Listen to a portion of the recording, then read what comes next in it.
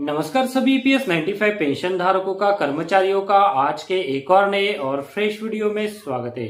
आज के इस वीडियो में ईपीएफओ द्वारा ईपीएस 95 पेंशन धारकों के लिए ईपीएफ मेंबर के लिए एक ताजा सर्कुलर जो है वो जारी किया गया है, जिसमें अभी मौजूदा समय में जो ज्वाइंट ऑप्शन का विकल्प चुनने के लिए ऑप्शन दिया हुआ है, जिसकी समय सीमा भी ईपीएफओ द्वारा 26 जून 2023 तक बढ़ाई गई है। पर बहुत सारे जो आवेदक थे तो उन्होंने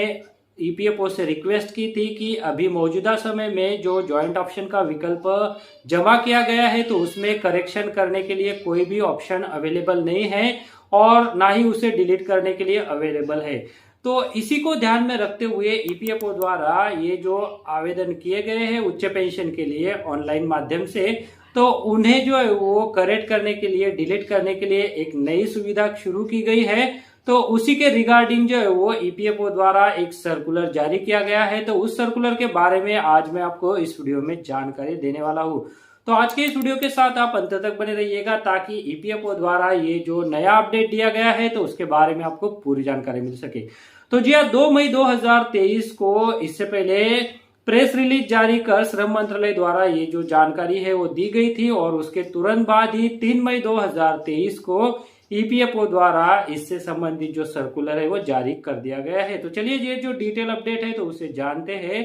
पर उससे पहले अगर आपने हमारे चैनल को सब्सक्राइब नहीं किया है तो चैनल को सब्सक्राइब जरूर करके रख लीजिएगा ताकि जो भी आपसे संबंधित अपडेट है, उच्च पेंशन के रिलेटेड अपडेट है, तो वो आपको समय समय पर जानने को मिल सके। तो चलिए अभी ये जो नया सर्कुलर जारी किया गया है तो इसके बारे में हम विस्तार से जानकारी लेते हैं।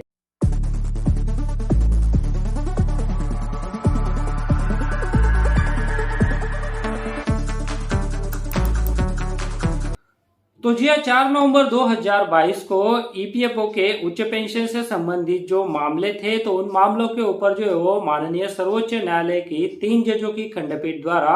अंतिम फैसला दिया गया था। बाद में उसे लागू करने के लिए कई सारे सर्कुलर जारी किए गए थे और उसी के क्रम में अभी ईपीएफओ द्वारा एक नया सर्कुलर जो है वो जो ज्वाइंट ऑप्शन का विकल्प जमा करने के लिए ऑप्शंस दिए गए थे, उन्होंने उसमें डिलीट करने के लिए, मॉडिफाई करने के लिए अभी तक कोई सुविधा प्रदान नहीं की थी। अब यह जो सुविधा है वो ईपीएफओ मेंबर पोर्टल पर जो ज्वाइंट ऑप्शन का विकल्प चुनने के लिए, आवेदन करने के लिए लिंक प्रोवाइड किया गया है। तो उसी का इस्तेमाल करके आप आपका जो आवेदन है वो डिलीट कर सकते हैं और डिलीट करने के बाद उसे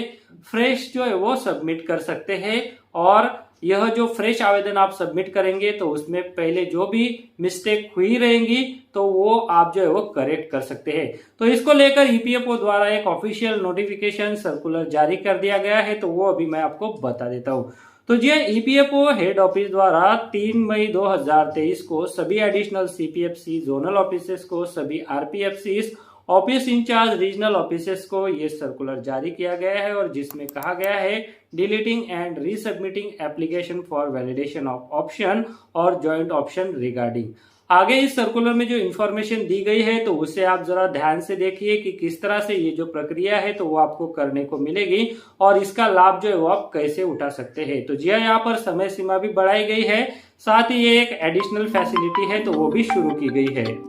तो जी ईपीएफओ द्वारा इस सर्कुलर में आगे बताया गया है, मैडम और sir, many representation have been received from pensioners member with request to provide online facility to correct error in their application for validation of option और joint options and to file uploads. Accordingly, in the online functionality, a button for delete application has been provided to the employees. The employee, after deleting application, can thereafter, if she or he so desires, file a fresh application for validation of option, joint option with correct details or upload. तो जी यहाँ पर इससे पहले जो delete option था तो वो नहीं था, अभी वो प्रोवाइड कर दिया गया है, जिसकी हेल्प से जो है वो आप आपका जो पहले का सबमिट किया हुआ एप्लीकेशन है तो उसे डिलीट कर सकते हैं और फ्रेश एप्लीकेशन जो है वो करेक्ट डिटेल के साथ जो है वो जमा कर सकते हैं। तो इसके बारे में सबसे पहले वाले पैरा में ही जानकारी दे दी गई है। However, this button can be used only if the employer has not acted on the application for validation of option और joint option submitted by the employees. तो जी यहाँ पर कौन सी कंडीशन में आप यह जो डिलीट का ऑप्शन है वो यूज कर सकते हैं, तो उसके बारे में पहले जानकारी दी हुई है, जिसके तहत बताया गया है कि जिन्होंने आवेदन किया है और एम्प्लॉयर द्वारा उससे अप्रूव नहीं किया गया है, तो ऐसी सिचुएशन में ही आप आपका जो आवेदन है तो वो डिलीट कर सकते हैं। आगे यहाँ पर बताया गया है where employer has already acted on application for validation of option और joint option, the employ won't be able to use the delete button. तो जी यहाँ पर अगर एम्प्लॉयर ने आपके एप्लीकेशन को अप्रूव किया है तो वो बटन यानी डिलीट का जो बटन है तो वो जिन्होंने आवेदन किया है तो वो यूज नहीं कर पाएंगे, यानी वो अपना आवेदन जो है वो डिलीट नहीं कर पाएंगे। However, even in such cases, employee will be provided opportunity to rectify the error after the scrutiny of application for validation of option or joint option by the field officers as per the head office circular dated 23 अप्रैल 2023। तो जी यहाँ पर जिनका application employer द्वारा approve हो गया है तो उनके लिए भी सुविधा प्रोवाइड की जाएगी, ऐसा यहाँ पर बताया गया है, जिसमें बताया गया है कि जिनका एप्लीकेशन एम्प्लॉयर द्वारा अप्रूव कर दिया गया है और वह एप्लीकेशन जो है वो जब ईपीएफओ ऑफिसर्स द्वारा वेरीफाई किया जाएगा, स्क्रूटिनाइज किया जाएगा, जिसके डायरेक्शन 23 अप्रैल 2023 को जो सर्कुलर जारी किया गया था तो उसके अनुसार जो है वो किया जाएगा। यानी अगर कोई डिस्क्रिपेंसी एप्लीकेशन फॉर्म में पाई जाती है और ईपीएफओ रिकॉर्ड के साथ मैच करने पर वो डिस्क्रिपेंसी आती है तो ऐसे सूरत में जो आवेदक है तो उनको कुल मिलाकर 1 महीने का समय जो है वो करेक्शन के लिए दिया जाएगा, तब भी आप जो है वो आपका आवेदन जो है वो करेक्ट करके दोबारा जो है वो सबमिट कर सकते हैं। तो जी ये जो सर्कुलर था तो इसके बारे में मैंने पहले ही एक डिटेल वीडियो बना दिया है, जिसमें क्लियरली जो रीजनल ऑफिसर्स है तो उनको डायरेक्शन दिए हुए हैं कि किस तरह से जो है वो एप्लीकेशन का जो रिव्यू है, स्क्रूटिनाइजेशन है वो किया जाना है, और जो आवेदक है तो उनको जल्द से जल्द जो है वो सूचित किया जाना है ताकि वो जो भी करेक्शन है तो वो करेक्ट करके उनका आवेदन जो है वो फिर से सबमिट कर सके और उनको भी उच्च पेंशन का लाभ जो है वो प्राप्त हो सके। और जिन आवेदकों के एप्लीकेशन में कोई भी गलती नहीं पाई जाती है और जो आवेदक द्वारा इंफॉर्मेशन दी गई है और ईपीएफओ के रिकॉर्ड में जो इंफॉर्मेशन है वो दोनों इंफॉर्मेशन अगर मैच होती है तो ऐसी केस में जो आवेदक है तो उनको बताया जाएगा कि कितनी अमाउंट जो है वो ईपीएफओ के पेंशन फंड में जो है वो जमा करनी है, या फिर मौजूदा समय में जो कर्मचारी है तो उनके पीएफ खाते से ईपीएस फंड में कितने ट्रांसफर किए जाने हैं। तो ये जानकारी जो है वो आपको प्रोवाइड की जाएगी अगर आपका एप्लीकेशन जो है वो सही है। तो ये सारा जो प्रोसीजर है तो उसको लेकर ईपीएफओ द्वारा 23 अप्रैल 2023 को जो एक सर्कुलर जारी किया गया था तो उसके बारे में पूरी इंफॉर्मेशन दी हुई है। फिलहाल आज के इस वीडियो में ये जो डिलीट और रीसबमिशन का ऑप्शन जारी किया गया है तो उसके संबंध में ये जो सर्कुलर सभी के लिए जारी किया गया था तो उसी सर्कुलर के बारे में जो मैंने आपको जानकारी दी है। वीडियो के डिस्क्रिप्शन में सर्कुलर को डाउनलोड करने के लिए आपको लिंक भी मिल जाएगा, उस लिंक पर क्लिक करके आप ये जो सर्कुलर है तो उसे आसानी से डाउनलोड कर सकते हैं। तो जी आज के इस वीडियो में ईपीएफओ द्वारा ये जो सर्कुलर जारी किया गया था तो उसी के बारे में जो मैंने आपको जानकारी दी है। अभी इस वीडियो के बाद जो एक डिटेल प्रोसेस था, कुछ स्क्रीनशॉट थे जो कि किस तरह से डिलीट का बटन अवेलेबल है तो उसके संबंधित है, तो वो वीडियो भी आप देख लीजिएगा, क्योंकि वह वीडियो देखने से आपको पता चल जाएगा कि कैसे जो विंडोज है तो वो वहां पर आते हैं और कैसे आप आपका जो एप्लीकेशन है तो वो डिलीट कर सकते हैं। तो चलिए आज के इस वीडियो में ये जो एक नया सर्कुलर ईपीएफओ द्वारा जारी किया गया था तो उसके बारे में मैंने आपको जानकारी दी है। उम्मीद करता हूं कि आज की इस वीडियो में जो डिटेल अपडेट मैंने आपको दी है तो वो अच्छी जरूर लगी होगी। अगर वीडियो में दी गई जानकारी आपको अच्छी लगी है तो वीडियो को लाइक जरूर करते चलिएगा, साथ ही इस वीडियो को आप ज्यादा से ज्यादा शेयर भी कीजिएगा ताकि इस नई सुविधा के बारे में ज्यादा से ज्यादा पेंशन धारकों को, कर्मचारियों को पता चल सके और उनके भी अगर आवेदन में कोई मिस्टेक है वो उनको पता है पर वे इससे पहले उसे करेक्ट करने में असमर्थ थे, वो नहीं कर पा रहे थे क्योंकि ऑप्शन अवेलेबल नहीं था। पर अभी ये जो ऑप्शन है वो आ गया है और इसका इस्तेमाल करके आप आपका जो आवेदन है वो फिर से डिलीट करके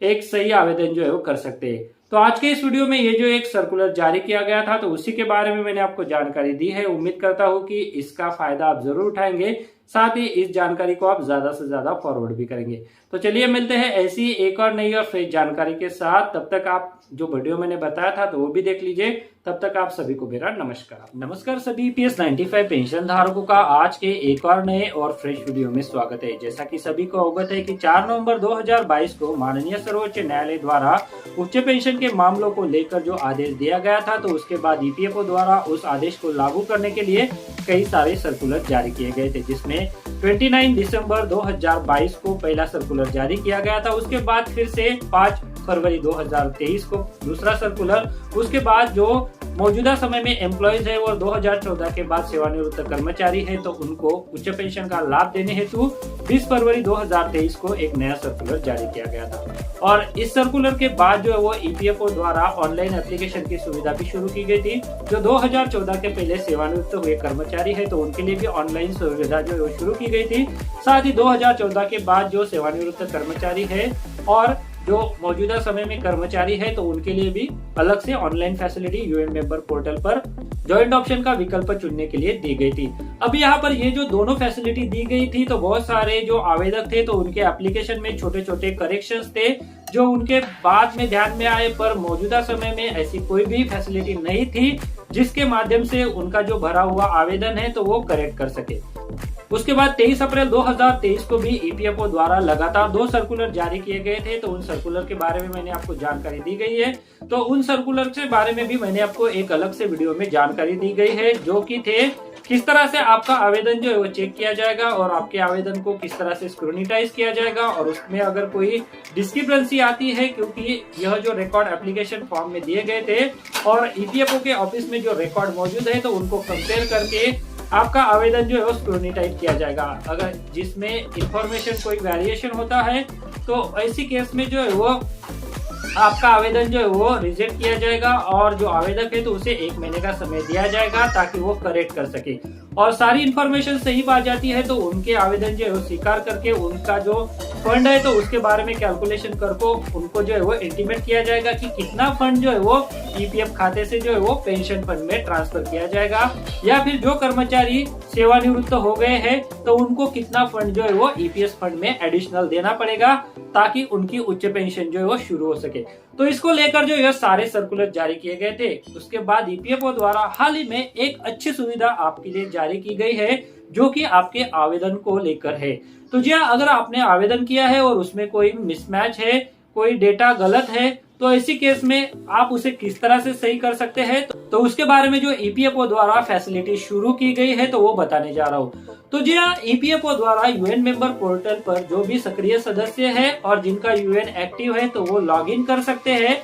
और UN में लॉगिन करने के बाद जो है वो आपको आपने जो आवेदन फिल किया है तो वो आवेदन जो है वो डिलीट करने की सुविधा दी गई है। आवेदन को डिलीट करने के बाद जो है वो आप फ्रेश आवेदन जो है वो फिल कर सकते हैं, जिसमें आपके द्वारा जो भी पहले के आवेदन में करेक्ट इन्फॉर्मेशन नहीं दी गई थी, रॉन्ग इन्फॉर्मेशन दी गई थी, तो वो सारी इन्फॉर्मेशन जो है वो फिर से फ्रेश आवेदन में जो है वो कर सकते हैं। साथ ही मैं आपको बताना चाहूंगा कि 3 मई 2023 तक की जो अंतिम समय सीमा आवेदन करने के लिए थी, तो उसे भी EPFO द्वारा जो है वो अभी बढ़ाया गया है, जो कि 26 जून 2023 हो गई है। ऐसे में आपको जो है वो एक अच्छी फैसिलिटी जो है वो मिल गई है, तो आप इसका इस्तेमाल करके उच्च पेंशन प्राप्त करने के लिए आवेदन कर सकते हैं। पर उच्च पेंशन प्राप्त करना यानी आपको एक मोटी रकम जो है वो EPFO को पेंशन फंड में ट्रांसफर करना है, या फिर सेवानिवृत्त कर्मचारी के केस में अपनी तरफ से EPFO के पैसा जो है वो देना है। तो ऐसी केस में जो है वो आपको उच्च पेंशन का विकल्प चुनना चाहिए या नहीं चुनना चाहिए, तो इसके लिए मैंने डिटेल वीडियो भी बनाए हैं, तो वो देखिए और आप डिसाइड कीजिए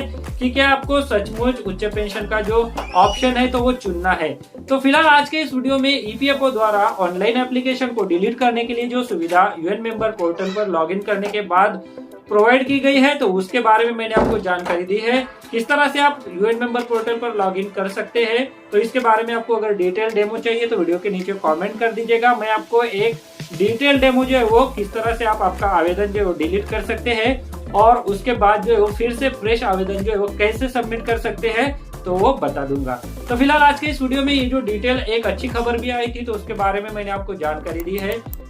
उम्मीद करता हूँ कि यह जो खबर आपको मिली है तो इससे आपको फायदा जरूर होगा। अगर ऐसा होता है तो वीडियो के नीचे आप कमेंट जरूर कीजिएगा। साथ ही ऐसे ही जो आने वाले अपडेट है तो उन्हें जानने के लिए अगर आपने चैनल को अभी तक सब्सक्राइब नहीं किया है तो चैनल को सब्सक्राइब जरूर करके रख लीजिएगा, ताकि जो भी आने वाले अपडेट है तो वो अपडेट आपको समय समय पर मिल सके। तो चलिए मिलते हैं ऐसी एक और नई और फ्रेश जानकारी के साथ, तब तक आप सभी को मेरा नमस्कार। अगर आप शेयर मार्केट में इन्वेस्ट करना चाहते हैं तो इसके लिए आपको एक ट्रेडिंग अकाउंट की जरूरत पड़ती है। ट्रेडिंग अकाउंट ओपन करने के लिए वीडियो के डिस्क्रिप्शन में मैंने आपके लिए एक लिंक दे के रखा है। उस लिंक पर क्लिक करके अगर आप ट्रेडिंग अकाउंट ओपन करते हैं तो उस ट्रेडिंग अकाउंट ओपनिंग के लिए आपको कोई भी चार्जेस देने की जरूरत नहीं है, साथ में कोई भी एनुअल फी देने की जरूरत नहीं है। और जब भी आप इक्विटी में शेयर खरीदेंगे या फिर बेचेंगे तो उसके ऊपर आपको कोई भी ब्रोकरेज देने की जरूरत नहीं है। अगर मान लीजिए आपने 100 रुपए का कोई शेयर खरीदा और उसे 150 रुपए में बेच दिया, तो जो 50 रुपए का फायदा होगा तो वो सीधे आपकी जेब में जाएगा। इसके ऊपर जो है वो आपको कोई भी ब्रोकरेज चार्जेस देने की जरूरत नहीं है, कोई भी यहाँ पर आपको चार्जेस नहीं है। तो इसके लिए अगर आप अकाउंट ओपन करना चाहते हैं तो वीडियो के डिस्क्रिप्शन में मैंने एक लिंक दिया हुआ है, तो उस लिंक पर क्लिक करके आप घर बैठे ऑनलाइन एक डीमैट अकाउंट ओपन कर सकते हैं।